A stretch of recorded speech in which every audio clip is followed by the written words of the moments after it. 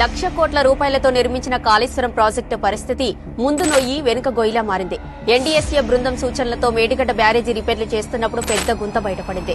ఈ భారమంతా ప్రజలు ప్రభుత్వంపైనే పడుతుందన్నారు. బాంబు దాడులను తట్టుకునేలా ప్రాజెక్టులను నిర్మిస్తారు కానీ కాళేశ్వరం ప్రాజెక్టు అలా నిర్మించలేదన్నారు.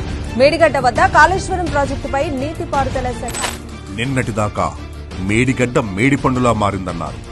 అసలు రిపేర్ చేయటం అసాధ్యమన్నారు. మరమ్మతులు చేసినా ఇక పనికిరాదన్నారు. 1,00,000 కోట్లు బూడిదలో పూసిన పన్నీరన్నారు. వర్షాకాలంలో వరదకు కొట్టుకుపోతుందన్నారు. అన్నారం బ్యారేజ్ కూడా కూలిపోతుందన్నారు. నేడు మాత్రం మేడిగడ్డ మరమ్మతులు పూర్తి అంటున్నారు. అంటే ఇంతకాలం కాంగ్రెస్ చేసింది విష ప్రచారమని తేలిపోయింది. 8 నెలల నుంచి చేసింది కాలాయాపనే అని రుజువైపోయింది. రిపేర్ల మాటున జరిగింది చిల్లర రాజకీయమేనని వెల్లడైపోయింది. ఇకనైనా కేసీఆర్ గారి జల సంకల్పాన్ని హేళన చేసిన వారు క్షమాపణలు చెప్పాలి. వరప్రదాయిని లాంటి ప్రాజెక్టుపై విషం చిమ్మిన వారు లెంపలేసుకోవాలి.